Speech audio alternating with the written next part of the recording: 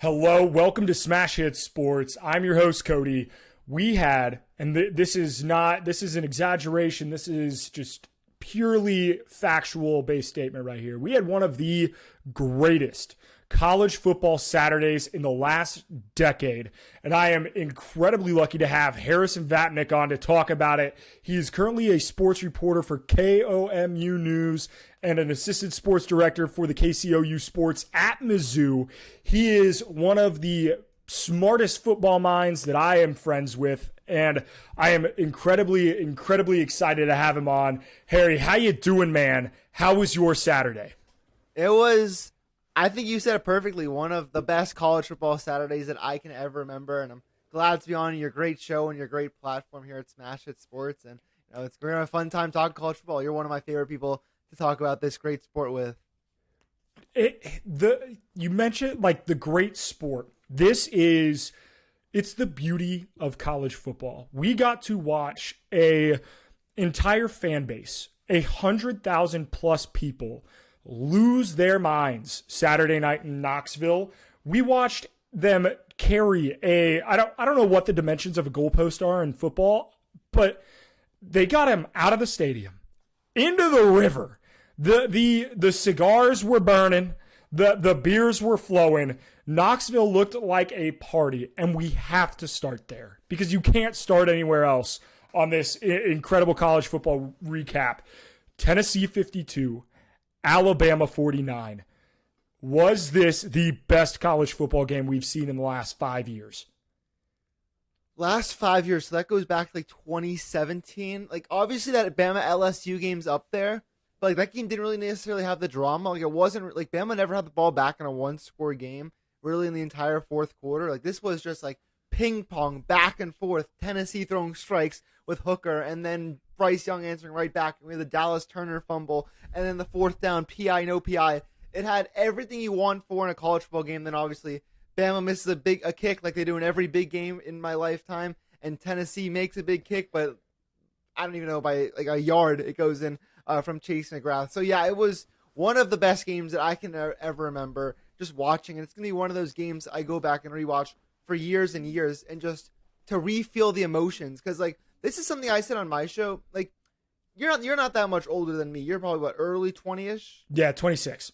Yeah, so Tennessee hasn't been really good in your life. No. Maybe they won in 98. You must have been like, yeah, I was 3. Sick. I don't think you have much memory of that. Tennessee hasn't been good in either of our lives. They're a cool, fun program. Like, you just think of Tennessee, you think of Rocky Top, the cigars. Like, it's a cool program, and they've never been good in my lifetime. They had a couple of years, like 2016, they started like 5-0, and a couple other years between that, they were kind of competitive, but never like this. And to finally see them like have this moment and have that game and that win is just something they needed so badly, and it's just so good for college football to finally see it like at that stadium with that atmosphere. That program needed that win so badly to get on the map. I'm not a huge believer in, there can be program-changing wins. I think they're kind of rare. Penn State in 2016 beating Ohio State is a good example of that. This got Tennessee on the map as a national contender. And I don't know how long this is going to last on for, but just to see them have that moment and to get that win is just so special, and what makes this sport so fantastic. Yeah, it just an unbelievable game to start to finish. When Alabama went to kick that long field goal, I was like, and I think I tweeted it too. I was like, Nick Saban kicking a long field goal in a rivalry game. Interesting to see him go with this decision once again, which it was the right call. I mean, you got to kick the field goal there. Fourth down, it is what it is. But it brought me back to the kick six, and I just couldn't help but be like, 15 seconds left. Like, I don't think Tennessee can get it done in regulation. Like, it's going to take nothing short of tremendous play by Hendon Hooker and those wide receivers, and we got it. And then McGrath and the field goal, and I don't know if it was tipped or if it was just shitty kicked football, but for it to squeak over the uprights looking like an absolute knuckleball was insane. Yeah. It's something it adds to like the unique moment of that game. It's just the wobbly knuckleball kick that barely escapes the upright. And I don't think it'd be as memorable if it was just perfect end over end. It was only going to be memorable if it was that, or if it deflected off one upright and went in, or bounced off the crossbar, like Justin Tucker did last year. Like, it was only to be memorable for that reason. That's another reason. Chase McGrath, who I think kicked the game-winning field goal against Texas when he was with USC like 5 years ago or something like that back in 2017. So he's got a couple of big kicks to his name. And Tennessee, I had them number 2 in my rankings this week. I think the AP poll had them at number 3, which is probably pretty fair, but it's fun, and they have, they're only halfway through the season, and they've already knocked off Bama. They crushed LSU the week before, and I think things are looking up in Knoxville. Yeah, we'll talk about the landscape of college football after we recap the games a little bit, because I think we learned a lot this week about several teams in the top 10. I do want to give a shout out to Jalen Hyatt. 6 catches, 207 yards, 5 touchdowns, an all-time performance. Like an all-time high-level performance at the highest stage. Unbelievable. Is there anything else you have on this game outside of just the pure pandemonium? Is Hendon Hooker going to win the Heisman? Is this going to be like his Johnny Football moment, his Joe Burrow moment? Like, you beat Alabama, you get this legendary game, and you win the Heisman? Because, I think C.J. Stroud of Ohio State's probably the most deserving Heisman candidate right now. He's been spectacular this year, but, like, you love the narratives, and I always compare the Heisman race to, like, kind of a relay race where it's like you're passing the baton from one person to another. Like, right now, C.J. Stroud passing the baton over to Hendon Hooker, and then maybe he'll pass it on to someone else at some point. But right now, I think Hendon Hooker is sprinting down the corner of that baton right now, and he could win the Heisman. He's obviously got to keep up. Maybe if Tennessee wins the SEC, it'll be his. It'd be a lot of fun if a Tennessee quarterback won the Heisman. I think first one since Peyton didn't win it, did he? No, Peyton didn't win the Heisman. That was Charles Woodson. Yeah. So I don't know, honestly. It's what's crazy is I think Hendon Hooker's absolutely in that conversation. I would put Hendon Hooker up there with C.J. Stroud, and I think Caleb Williams are my top 3. And then Bryce Young is up there as well. And his performance against Tennessee, he's not the reason they lost that football game. No.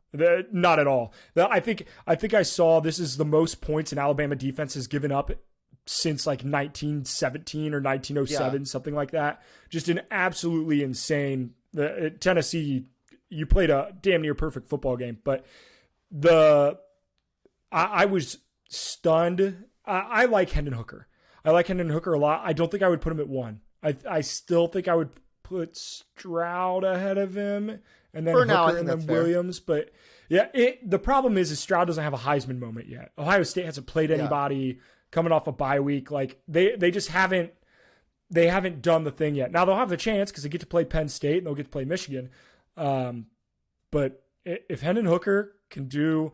Not obviously expecting this kind of performance against Georgia would be, this might be a once in a lifetime performance. It would seal it. If he did this against Georgia, not necessarily 400 yards, 5 touchdowns, whatever. If he beats the defending national champions on the road in that elite defense, give him the Heisman. Don't even play the rest of the season. Yep. Yeah, I agree. Beginning of November also, so throw some ways away. Oh, I agree. I can't wait.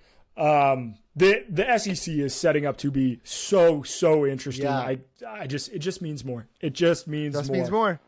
We got to move on to another top 10 conference mashup. Michigan 41, Penn State 17. A thorough ass kicking by Michigan. This game, I don't think it was as close as the final score shows it to be, and the final score wasn't that close. Michigan dominated this game from start to finish. Yeah, and it was pretty ugly for Penn State from the jump, as you just mentioned. They had 2 touchdowns. One of them came off like a 70-yard run from Sean Clifford where Michigan's defense was completely caught asleep.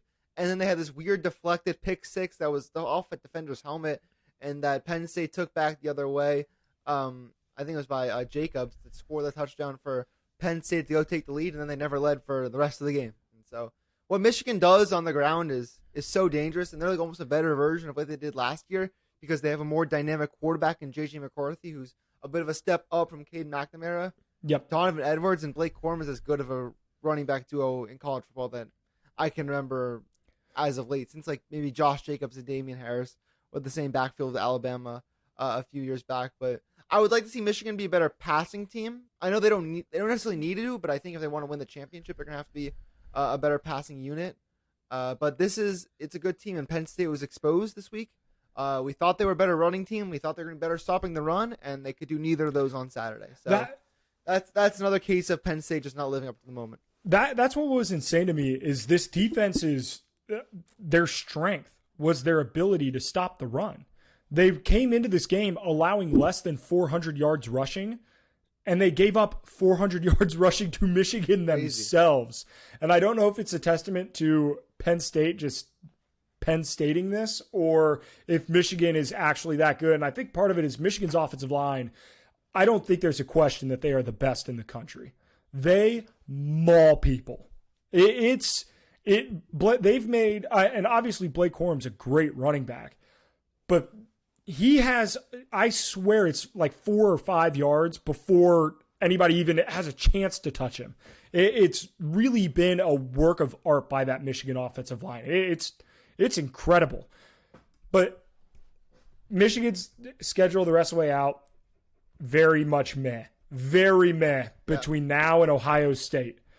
Do you think we will get the chance to see an undefeated Michigan team go down to an undefeated Ohio State game in the shoe to play for what is essentially the Big Ten championship? It won't be, but it is. I think I'd be shocked if it wasn't, Cody. Like, who's Michigan going to lose to on the schedule? Like, are they going to stumble? Like, the one game, actually, I will say, and this is going to be a bit of a surprising one. The one game I think they could slip on their schedule before is their next game at home against Michigan State. It's off a bye. I know it's at Michigan Stadium. I was really high on Michigan State going into the year, and I was wrong about that. I was wrong on Michigan State going into this year. I thought they'd be better than Michigan. However, it's off a bye. Everyone wants to talk about how bad Michigan State is, and it's been a disastrous year. People are already saying, "Oh, extending Mel Tucker was such a mistake. Last year was such a fluke." Blah blah blah. Michigan State's got a bye too, and they hear the noise. Sparty hears the noise, and no one wants to talk about Michigan State's like 7-4 in their last 11 games against Michigan. I'm not picking this upset, but how Michigan would it be if you're top 4 in the country, you just crushed Penn State, you've crushed everybody this year, and you lay an egg at home against Michigan State? This game's going to mean so much to Sparty. I'll say, yeah, they're both going to be undefeated, but I'm watch out for Sparty in a couple weeks. And then Ohio State's and they're the best team in the country in my mind right now. I said before the year they'd win every game by double digits, and they're following suit with it. That's true. They've looked incredible. Michigan State they've got to be 17-point dogs to Michigan. I'll probably take Michigan State plus the points. Michigan State's 3-4 right now. They have wins against Wisconsin. They barely won that game. Graham Mertz was back. They beat Akron. They beat Western Michigan. They lost to Washington, Minnesota, Maryland, and Ohio State. All of those by double digits. I just don't think Michigan State has the firepower this year. But that's a Saturday night game also. Who? Maybe. Is it in the East Lansing? It's at the Big House. At the Big House. Oh. Michigan State's won there before. Yeah, they have. Should be a great game. Today's actually the anniversary of that of the Jalen Watts Jackson play. Today's like the 7-year anniversary of it. That's crazy. That makes me feel old. Dude, no kidding. That is a college football. Actually, 7 years ago because I remember watching that in college. Now I feel old because I remember watching that at my fraternity house on the projector and just like going absolutely bananas. Just an unbelievable play. Yeah. Damn. That is a college football play that will go down. Yeah, I know that's top 10 all time. Yeah, that's surrender. The Jim Harbaugh losing a big game. The Michigan surrender cobra was it was art. It's art. Yeah, it's still used as a meme. That's how legendary that play is. If you have a meme go for like 7 years and like people like can clearly identify it and the play and the game and the moment, that's when you know it's a legendary one. I can't agree more. What a weird world we live in the on the internet. But crazy. Let's get on to I didn't even realize this just scrolling through my list. every conference had a big-ass game this week. Just a big-ass game. TCU 43, Oklahoma State 40, double overtime thriller. Does TCU have a shot? Do they have a shot?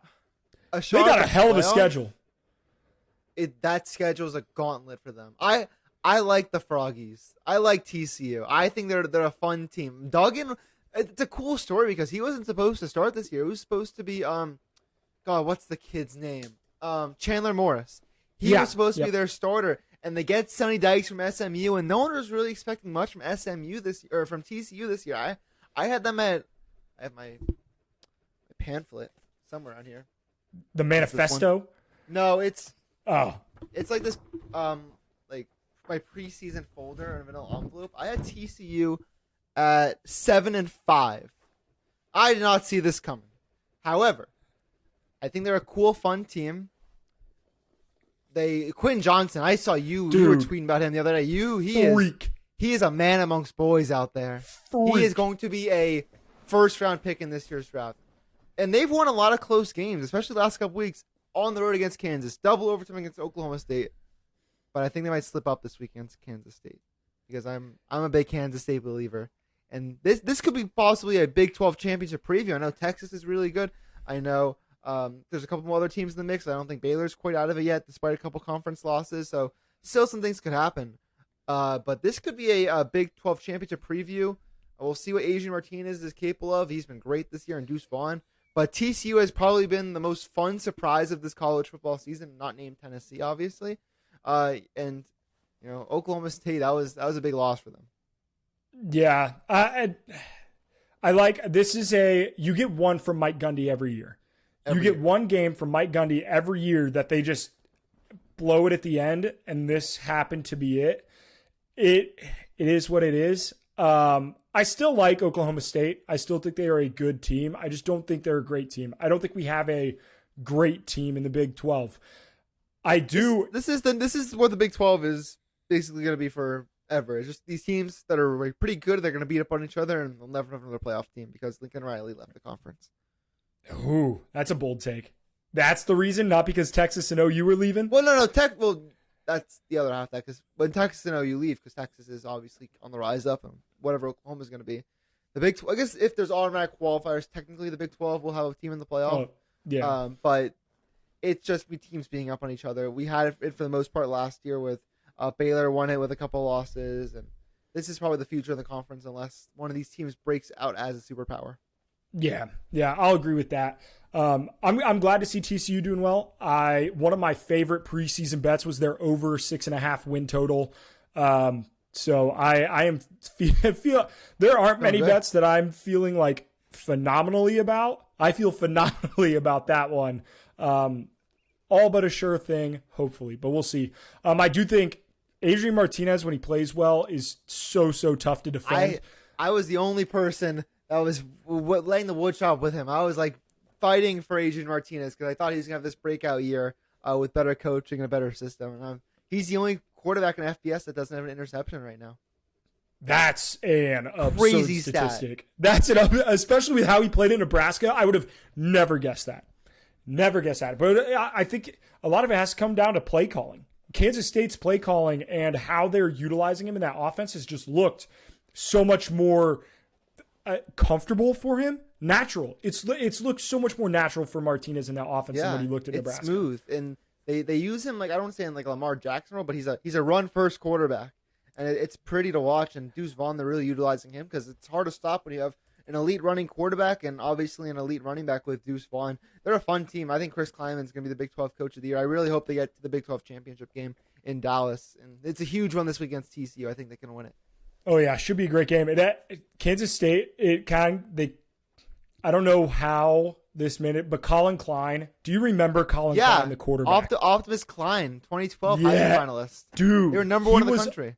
He was unbelievable, and he plays in a similar fashion to Adrian Martinez. Yeah. So it's cool to see him as the OC and this offense develop. It's just awesome to watch, and it's a storyline that's been one of my favorite things to kind of, I don't know, keep along with through the Big 12 here. The other thing is TCU's offensive coordinator is Garrett Riley. the last name should sound familiar because it's Lincoln Riley, Riley's brother. He's got to be, is he going to get a big time OC job, or is he going to make the jump and go straight to head coach? I think someone will hire him as their head coach. He's a name that's kind of been on my radar a little bit, but he's flipped a couple spots. I think he was with Coastal Carolina, I think, a couple years ago, or one of those schools. He's good, and I think that a team should take a flyer on him. Everyone's talking about like these recycling head coaches, like you should rehire Bill O'Brien, and like, I love Dan Mullen, but like the Dan Mullins and I guess Scott Frost and the Tom Hermans of the world, who are all like fine coaches, but they never really got over the top. Matt Rule's. Oh my god, if someone hires Matt, I don't think Matt Rule is really necessarily a bad coach, but he does fit that criteria. He was great in college. I'm going to be honest. He was great at Temple. He made Temple solid, relevant. And he was great at Baylor. So somebody should take a chance with Riley, and it also goes the same thing with Coach Prime over there at Jackson State. Why are these like the hiring cycles is just so repetitive, and it's always just the same guys, and no one ever goes anywhere. Like someone should take a risk, especially if you're like a lower school and you can't afford the Lincoln Rileys or the Brian Kellys or the Mario Cristobals. It's like if you're like Colorado, like what's stopping you from hiring this kid and see what you got? Yeah. The problem is I think if you were Garrett Riley, I would much rather be like the offensive coordinator at Notre Dame than the head coach. Might be having some more changes than the offensive coordinator coming up. We're gonna talk about it. Okay, leave me alone. Okay, I really want to hear your thoughts on this. I put it at the end because I am gonna get upset. So we got to put it at the end of our recap because God damn it, Notre Dame. Okay, moving on. Pac-12, Utah 43, USC 42. What an incredible game. The call for the 2-point conversion. Beautiful. All right, when you're playing a team like Lincoln Riley's USC and Caleb Williams, you go for the win. You don't play for a tie, you go for the win. I love the call. How did you feel about it? As someone who picked Utah to go to the playoff before the year, that one might be dead. Someone who picked them to win the Pac-12 championship, that one's still alive. And the one who picked them to be USC I was hoping for it, and they did it. I love the 2-point conversion call. Cam Rising has great running ability. Ran for the touchdown. Ran for the 2-point conversion. Won them the game. The defense got the one stop they needed to late in the game. Yeah, it was a great call from Kyle Whittingham, and they were playing for their fallen teammates. They were wearing their looks like their face on their helmet. And it was awesome. That game in those helmets. And it was a great moment, and they knocked off USC and probably eliminated them from the college football playoff discussion for the time being. And so, obviously, very fun win for Utah. I think that the Pac-12 is so much fun because you got UCLA and Oregon and Utah and USC all fighting for 2 spots in the Pac-12 championship because there's no divisions anymore. And so chaos is still going to happen, and Utah is right in the thick of it, even with one conference loss right now. Yeah, it was an incredible game to cap off the college football slate for that was another great thing about this is we had noon kickoff Penn State, Michigan, and then we had 3:30 Alabama, Tennessee, and then we had Clemson, Florida State in that middle spot. I think they had a 7:00 kickoff, and then Utah, USC to end the night. Just the schedule gods, the TV execs who put this together. Thank you because it was beautiful. It's beautiful. Yeah, Cam Rising had himself a hell of a game. I think I would, if I'm a team that is not going to be drafting at the top of this quarterback class, the Bryce Young, CJ Strouds, maybe Will Levis, although I don't think he's that good. But I still think he's going to end up being picked in the first round. If I'm not picking one of those guys and I'm going to take a shot on a quarterback, I like Cam Rising. I think he can do a little bit of everything.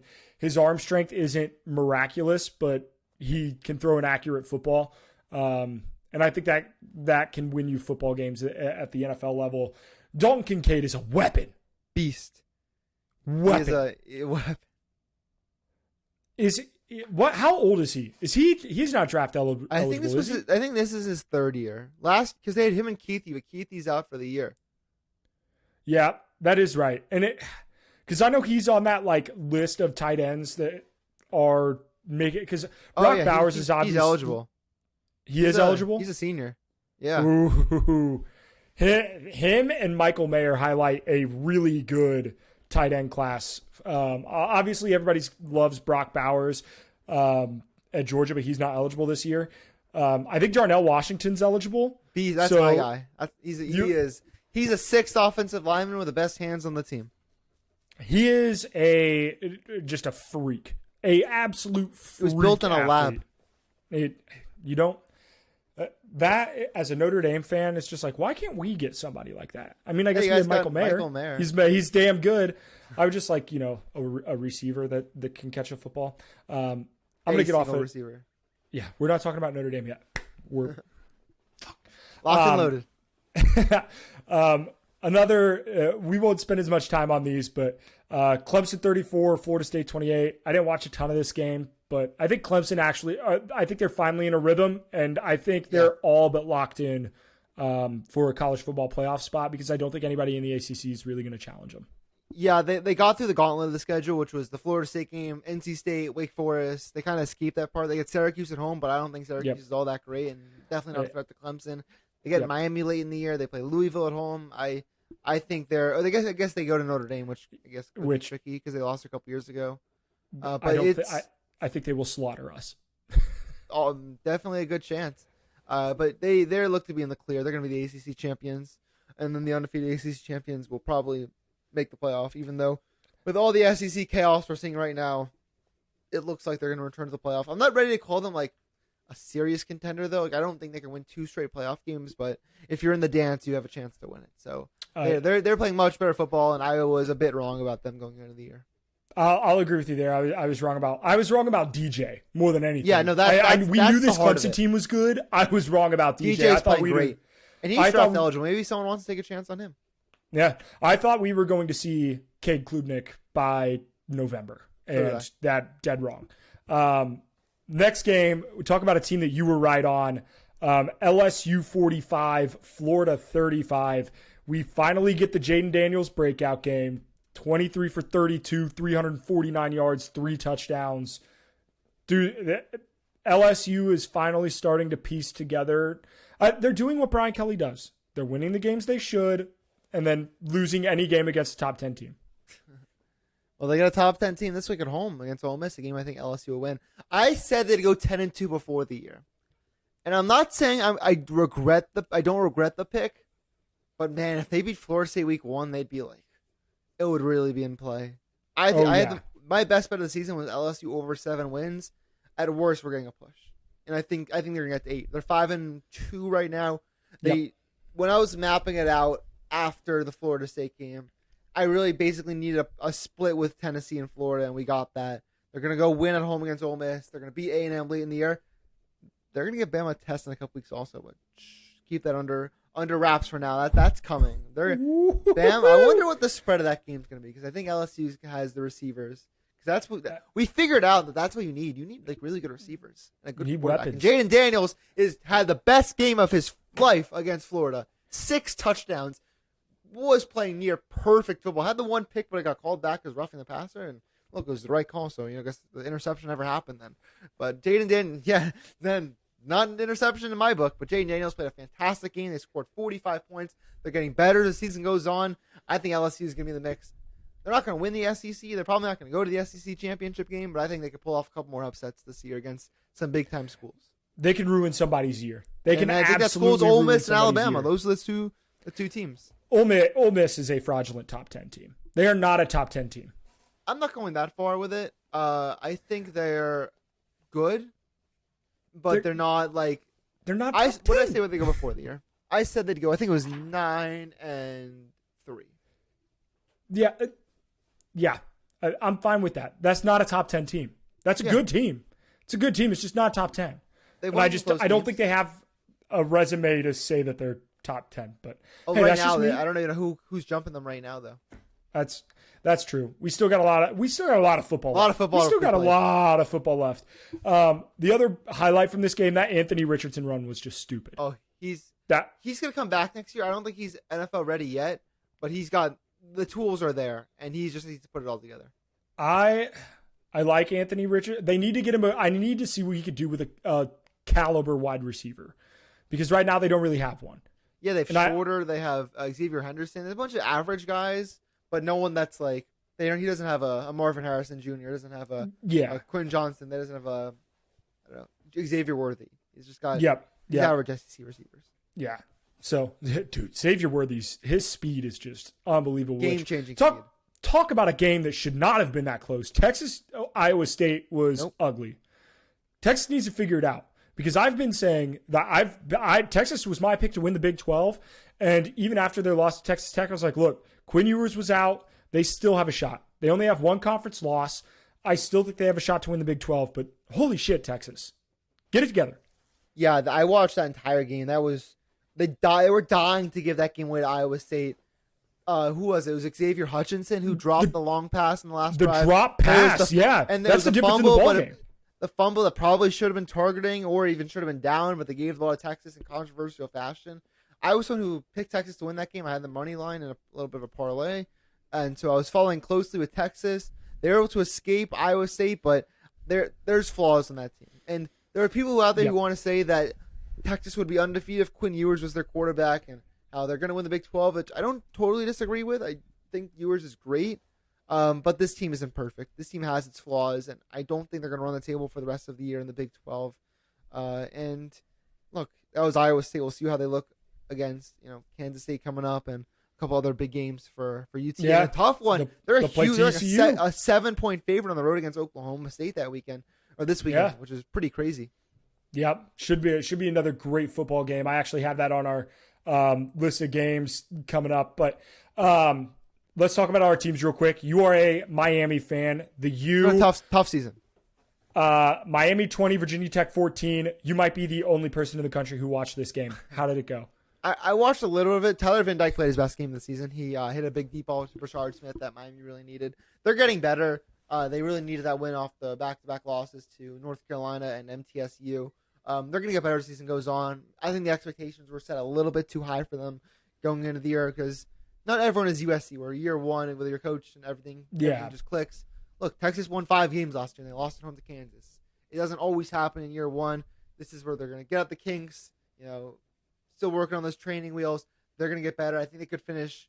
What are they, 3-3 right now? They're probably going to go 7-5. I wouldn't count out 8-4, but they just need to show some consistency and improvement. And I'm not overly worried. I know Virginia Tech's not great, but a win's a win, and they're not playing for any committee right now. They're just playing to get wins on the board and just to improve. What about your team though?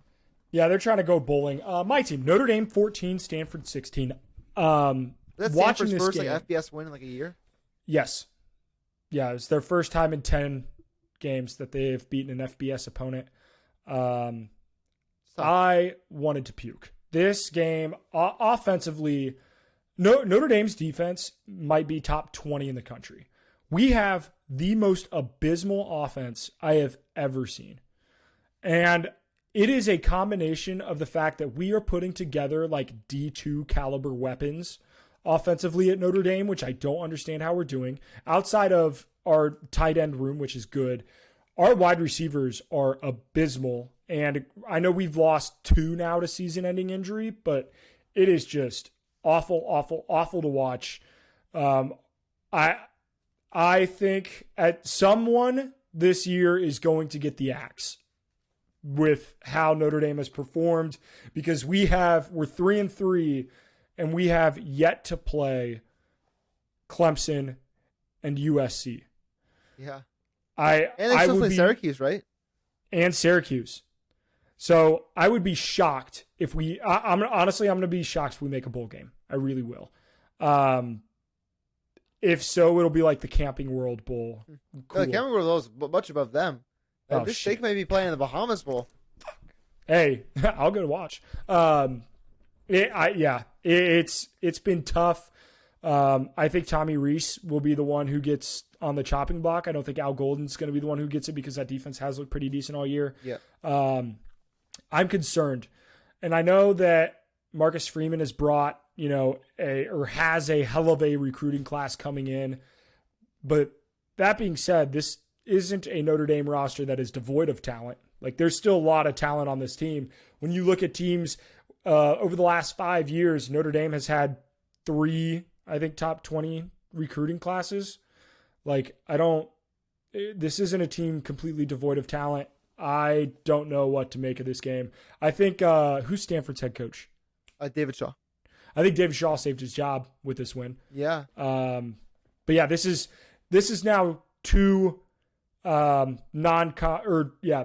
guess everything's non-conference, but 2 unranked home losses this year, which is very, very rare to see. As both games were 2 touchdown favorites, at least against Marshall and Stanford. Just awful. It's been awful. So if we go underneath the hood a little bit with Marcus Freeman. So we were 7 games into the Marcus Freeman era. So far, they blew a 21-point lead in the Fiesta Bowl to Oklahoma State. I don't think last year's team and this year's team is like too much of a difference, and they won 11-1 last year and 11-2 after the bowl game. And then this year they played Ohio State pretty tough, which is I guess a win, but you lose at home to Marshall, lose at home to Stanford, you just barely escape Cal, you played a pretty good game against Carolina. How long is going to be the leash going to be for Marcus Freeman? Notre Dame's not going to change after 1 year. No, I don't think it's 1 year, but is next year like the make or break? Because Notre Dame, that's a championship pedigree program. Absolutely. Next year we are expecting to win football games. The thing is too, you are sitting here, you are Notre Dame. You are the University of Notre Dame. I understand that people love to hate the Irish. You are one of the winningest college football programs in the history of the sport. You have as many national championships as some of the big dogs, and I understand that a lot of them are from, before cars had automatic gear shifts, but it is a program that expects to win and win often and win a lot. And the leash is short. I don't know how you can have a program like that and then not bring in some sort of transfer quarterback. The amount of incredible transfer quarterback talent that there was this year in the portal, and we stuck with Drew Pine and who the hell was a quarterback before? Tyler Buckner. That's who we stuck with. Over Jaden Daniels. And you look at some of the quarterbacks right now in college football who were transfers. Will Levis was a transfer. Hendon Hooker was a transfer. Jaden Daniels was a transfer. I think Jalen Daniels at Kansas was a transfer. JT Daniels, we were sick with the Daniels. JT Daniels at West Virginia. Every quarterback with the last name of Daniels was a transfer. Ewers was a transfer. What do we need to do to get a decent quarterback at Notre Dame? Couldn't get one. Right now we have CJ Carr, who is a 5-star quarterback recruit for the class of 2024. If we don't get a decent starting quarterback next year in the transfer portal, I think Marcus Freeman could be gone. I really do. I think that might be the make or break on the season. To be honest, and they took a risk. They hired an unproven coach, someone who had never been a head coach before. He was defensive coordinator at Cincinnati. He was Notre Dame's defensive coordinator last year. He's never been the head coach at this high of level. That's a major risk for Notre Dame, who's as high up as a program as it gets in this sport. To hire someone that's unproven is a major risk, and I think they have to buy out early if they realize it's a complete disaster. So we'll see what next year looks like. They got to play Ohio State next year early in the year at home, as long as there's a couple other tough games. And so next year is huge for Marcus Freeman and turning this around. I can't believe we're already talking about next year with Notre Dame. They're playing for a trip to the Boca Raton Bowl this year. Oh, yeah. The fact that we're already talking about next year tells me everything about how this season has gone for the Irish. The good news is we don't have a $95 million buyout like Jimbo or Tuck. Yeah, no one's calling to the Paul Feinbaum show about that one. Yeah, thank God. All right, so that is recapping the major games. We got to quickly talk about the college football landscape, and then we'll look ahead at some of the premier Week 8 games because we have a couple nice ranked matchups going on next week too. Alabama is still very much alive in the college football playoff. I do not want to get this twisted. Yeah. They lost to Tennessee in heartbreaking fashion. If Alabama wins the SEC championship, they will still make the college football playoff. I don't care who they beat. I don't care if it's Tennessee. Yeah. I don't care if it's Georgia. If they win that game, they go to the playoff. Agreed. I don't think there's debating that. Alabama controls their own destiny. They're still in the firm control of their division unless they lose to both LSU or either LSU or Ole Miss, and one of those teams only has one conference loss. But Bama should be feeling pretty good about where they're going. It's a very tough schedule ahead, obviously, with still playing LSU and Ole Miss, and then anything can happen in the Auburn game. So it's got to take care of business, and it'd be a fool to count Nick Saban and Bryce Young out. Okay, a realistic scenario that I could see happening. Georgia beats Tennessee, and then Alabama beats Georgia. All three teams have one loss. Alabama is your SEC champion. Who gets in? So, it depends what's going on in the other conferences, but I'd immediately eliminate anyone from the Big 12 or the Pac-12. And then if Ohio State's undefeated, you got to put them in. If Clemson's undefeated, you got to put them in. I think at that point you're going Bama, Georgia, and then Tennessee is going to be the odd man out because they couldn't even get to the conference championship, which at no one's fault. But look, that's doomsday scenario, and I can one up you. What if, say, Ole Miss, beats out, or if is there a way they can all have one loss? There's probably we could play this for Ole Miss wins out with their only loss being to Alabama. Yeah, and then what? Chaos. I love college football. Holy shit. Yeah, it's but I think this does set us up for two massive games in the future, even regular season still. We talked briefly about Michigan and OSU, and then now the Tennessee-Georgia game is going to be incredible. I cannot wait for that game. Cannot wait for that game. It's going to be awesome. We talked about Clemson being a lock for the college football playoff. Big 12. I want it. Who's winning it? I know we talked briefly about it, but if you have to pick a winner right now. You know what? I'll be the only person who says it. I'll go Kansas State. I'm probably the only person to say that. I'll stick with them. All right. Hey, this is going to be this is airing on the 18th of October. We're going to come back to this one. We're going to come back to this one when Kansas State take a flyer. I've taken a lot of flyers this year. I'll take one more. Hey, so sometimes those are the best bets. Not if you pick NC State to win the ACC and go to the college football playoff. That was been a miss on my end. Yeah, I picked them to win the conference. I didn't pick them to make the playoff. Devin Leary getting hurt though. The rest of they win this weekend's game if against Syracuse if Devin Leary wasn't hurt. But whatever, it is what it is. Pac-12, who's winning? Oregon's got the easiest schedule. Like Oregon's hosting UCLA and they host Utah late in the year, so I think they're the most secure team that's going to go to the Pac-12 championship, and they're still undefeated in the conference. I would say that Oregon's got the easiest path there, but if we get USC versus Utah in a rematch, I have to pick USC. I think UCLA, even though they're undefeated in the conference, is going to have an uphill battle. I don't know if they're going to be USC. I'll go Oregon. I think the rest of the teams are going to beat up on each other, and I think Oregon.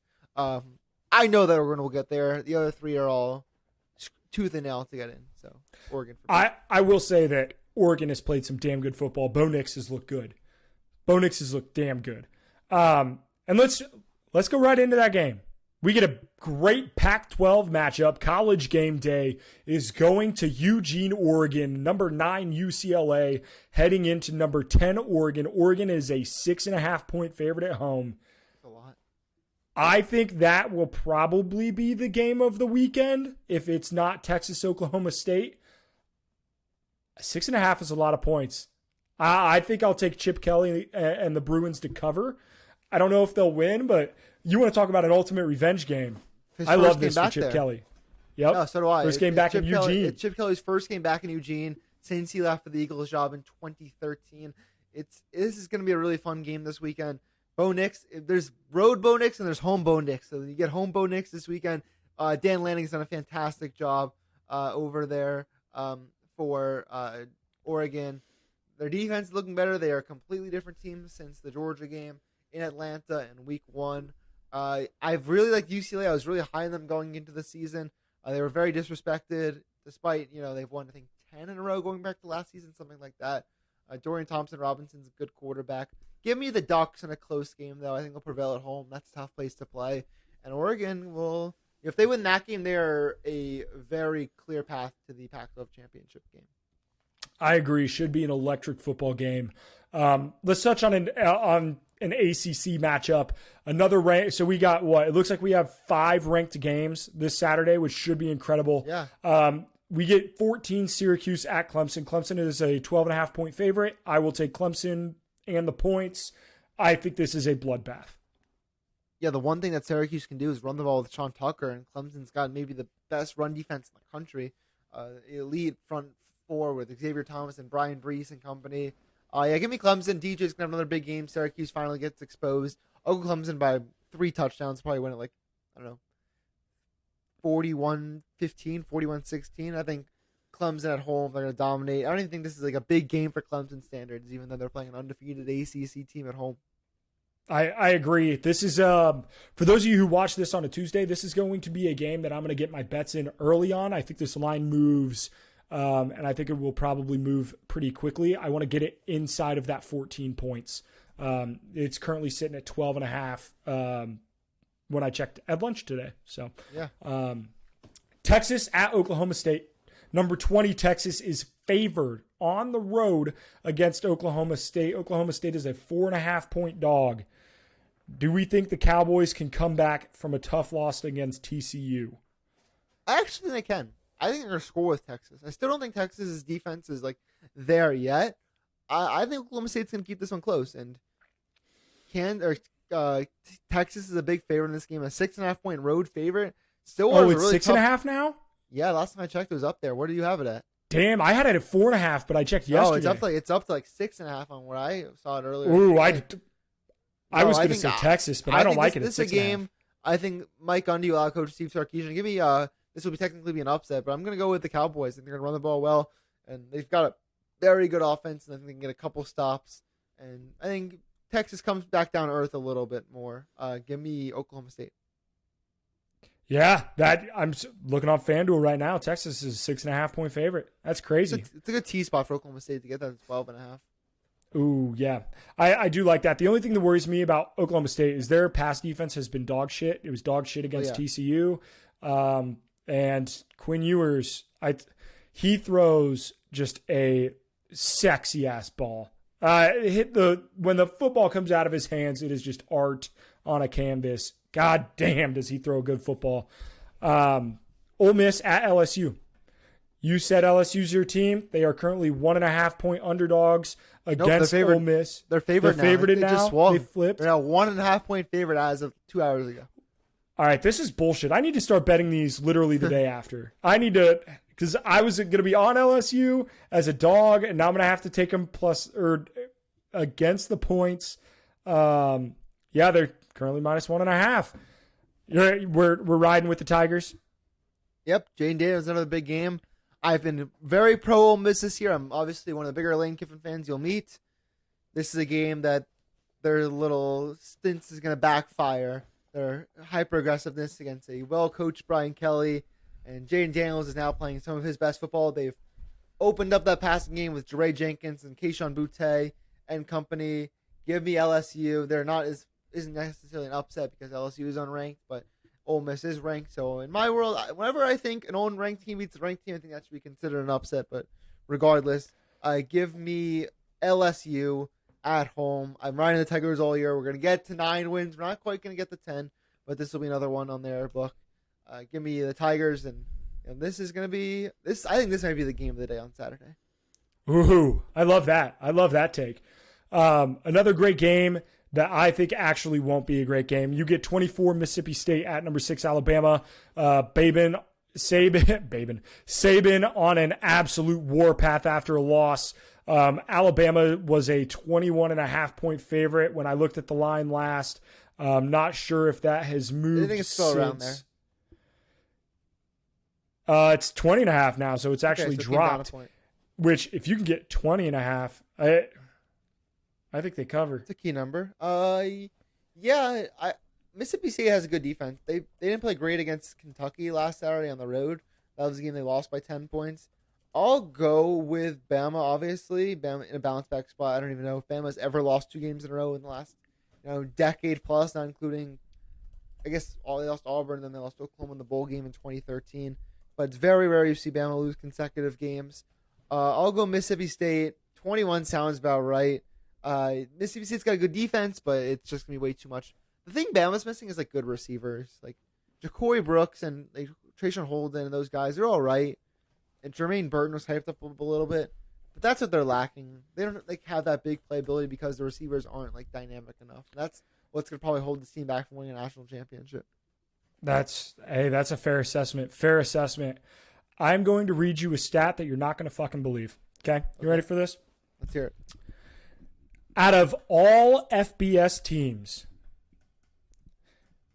the worst ATS record after a loss is since Nick Saban was hired in 2007 is Alabama. They are 7-12 against the spread after a loss with a cover percentage of 36.8%, the worst in the FBS.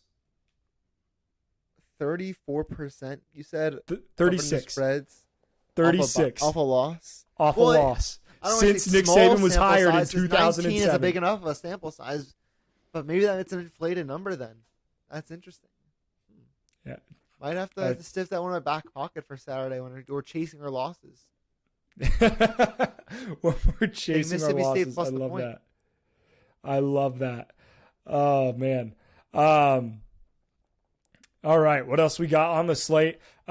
Two more. Minnesota at Penn State. Penn State's a 4.5-point favorite. I kind of like Minnesota here, to be honest. I think Penn State's going to crush them. I don't know if Tanner Morgan's healthy or he's really poor when he was injured or when he was healthy last week. And I don't know. Minnesota just doesn't have the athletes to keep up. I think Penn State's going to run the ball really well. I think of a nice bounce back game. The whiteout's obviously a fun environment. Oh yeah, the primetime game.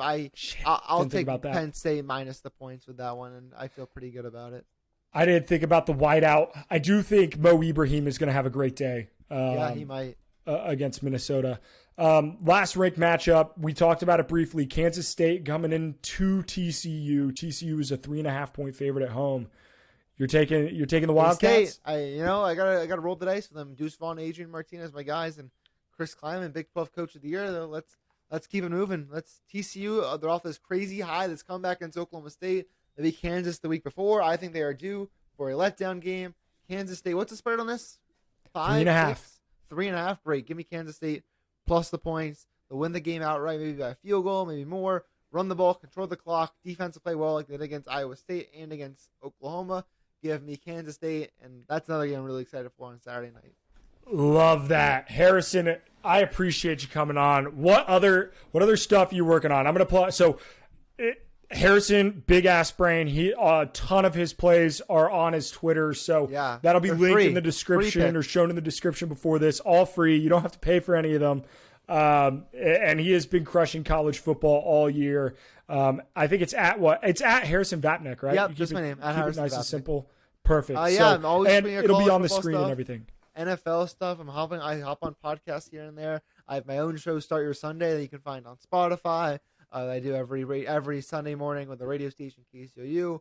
Always covering local high school sports, Mizzou sports. You can always find that on my Twitter. And then if you tweet at me, I'll probably respond with either an angry response or an agreement response. But I'll usually respond. So let's keep the engagements up. And I'm always happy to talk about college football with anybody. Oh, absolutely. College Especially football. You, Cody. Hey, thanks for coming on, man. I really appreciate it. It's always good to have you on. I know we've worked together in the past, but it's great to have you on here. Have a hell of a show. And let's have another hell of a college football Saturday this weekend. We will see you in the next one.